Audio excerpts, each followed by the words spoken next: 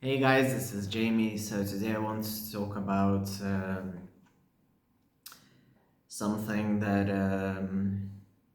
I've been thinking about a bit. Uh, Not excessively, but still.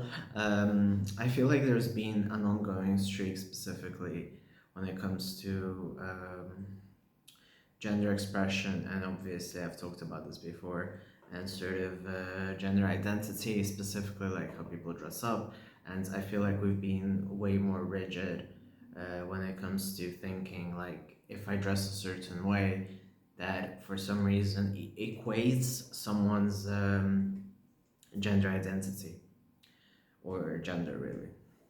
And that is something that I found um, obviously there's different cultures, so I always found it a bit confusing because different cultures have different ideas on it and etc.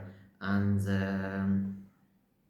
I kind of like, for instance, in my case, I always kind of played with makeup, and makeup was always a big part of me. But I mean, I'm as do it as they come, really.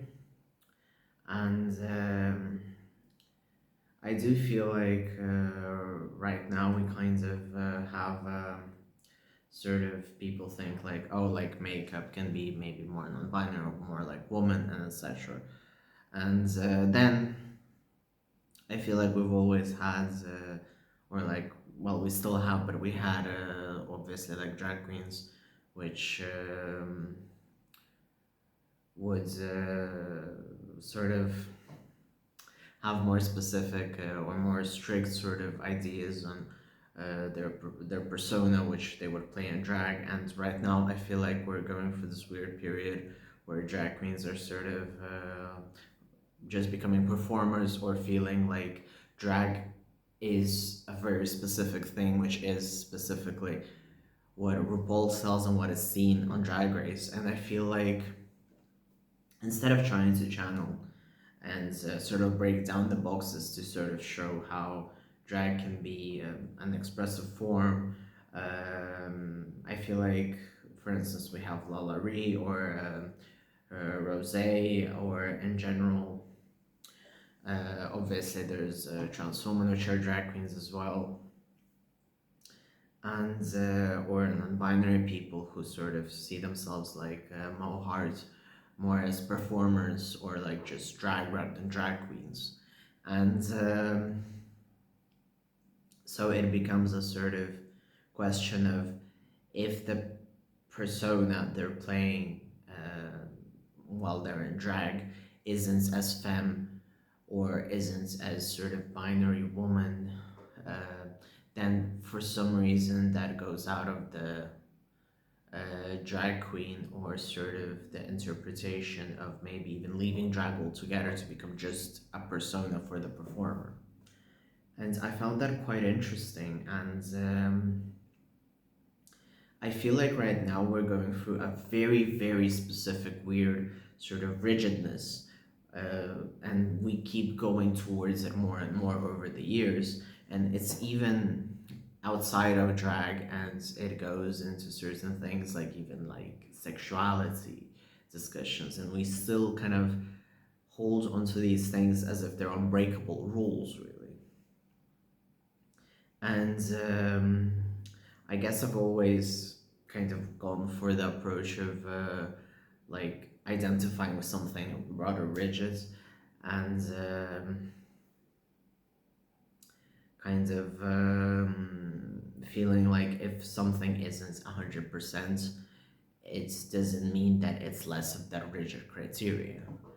And I don't like, for instance, I necessarily agree with like people's discussions like when if you're like 99% gay and 1% like straight, hypothetically then you're bisexual. Like I've also had like through the years like sort of like ping pongs between gay and queer for my sexuality, because I don't really have, I barely have any attraction to women, and it's just factually non-existent.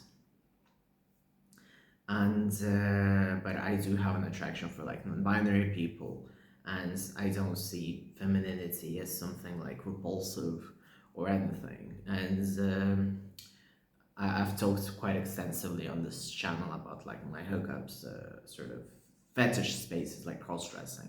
So obviously, I am not opposed to something like femininity as a kink or whatever. And obviously, as someone who wears a lot of makeup, I enjoy the performance aspect of many things.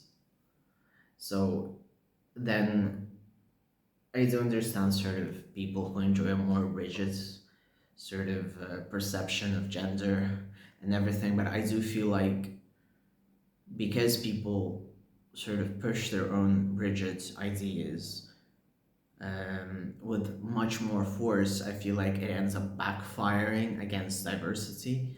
And I don't want to say this in a sort of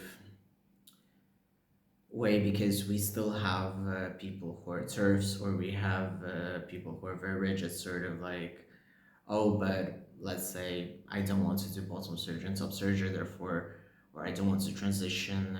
Someone can say that, therefore I'm not trans. Um, or like, oh, I just want top surgery, and that makes me non-binary. Or for instance, refusing to identify with something altogether when all signals can point towards that. And I was thinking of a weird analogy of it today. And maybe because I'm a psychologist, but I kind of always tend to, I always kind of struggle with the idea of math that everything is always to a certain degree, like when it comes to like linear algebra and stuff.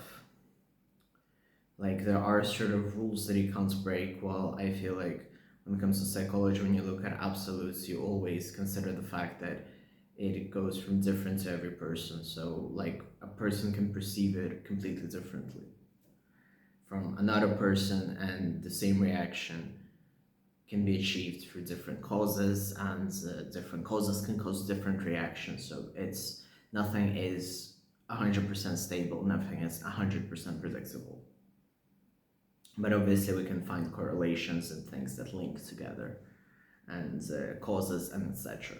So I do want to sort of say that that is how my brain works.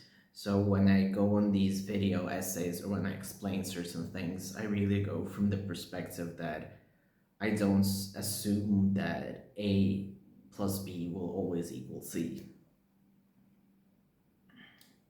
So I always make sure that my point comes across as I am not saying this with 100% certainty, and I'm not implying this is the right conclusion and this is the right way. As long as we respect one another, that's fine. As long as we understand that we do not overstep another person's freedom and they don't overstep ours, we're fine. So I really wanted to focus on that, and this is a point which I do in all my videos actually. But I do feel like sort of like with the drag queens sort of going away from their drag personas, and in reality, like sometimes all you can see is just like facial hair. And I guess maybe it's because I'm more rigid, for instance, in my identity. Like I've always felt like a binary dude only just with makeup. Or like, I understand that if I dress up, it's more like from a fetish perspective. Or like, I enjoy the sort of structure of it. So I'm quite a sort of rigid person in definitions, but I'm more lax when it comes to the actual practical things.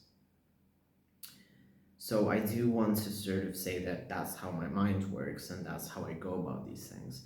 But I do find it sort of weird that I've been seeing this, and also like for instance like Alexa Stone is, from what I understand, gonna be stepping away from drag and identifying as a drag queen. I don't completely know the whole story. But for instance, I've always appreciated Alexa Stone and her art, and despite the fact that I don't like her as a person, and I think there's a lot of issues there. But I really appreciate the art, and I don't appreciate COVID deniers and vaccine deniers. So But so you have all these people sort of feeling as if all of a sudden wearing makeup, wearing a dress, and having a female persona somehow makes you less of a man, and then everyone sort of stumbles into this idea that we have of men of like with a head full of hair, specific hairlines, abs, facial hair, or clean shaved at times. But we have these very strict, sort of rigid rules right now for men and women, and specifically now when we have more conservative leaning parties all over the world, and people attacking trans people, and obviously gay people as well. But we have this rigidness and this idea that people should be in these roles very strictly, and then it goes into the gay community, and it goes like into drag, and it goes into people thinking that, oh, because I don't identify to an extent with femininity, I can't be a drag queen. Or they feel as if, and there's nothing wrong, for instance, if you feel that drag isn't for you, or if you realize, oh, maybe I'm not a drag queen, or I don't want to be a drag queen. Like, I would love to be a drag queen, but I have too much dysphoria to like shave my facial hair off, and it's just I'm not a performer actually. I just don't enjoy it, and I try sort of maybe to do like some TikToks every once in a while, but it's really just me taking a laugh and etc. And so maybe it's because I kind of wish that I had this sort of some talent or some inclination to do it, but I don't, and that's just the reality of it. So I kind of see these people, I guess, who are talented and then are like, oh yeah, I'm not gonna do drag because I want to keep my facial hair. I feel like, well, you can do both. You can still be a drag queen with facial hair, and you don't have to put yourself for such rigidness. And I feel like in general, sort of the art of drag on the opposite needs to be sort of expanded instead of limited. And I feel like now we're limiting it all over again. This is quite weird.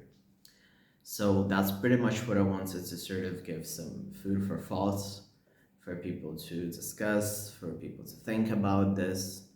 And so it's interesting that sort of this rigidness that we all as gay and trans people are fighting still ends up infiltrating, like when you see drag queens out of drag, or you see like again the drag queens sort of reclaiming it's usually like with facial hair and stuff.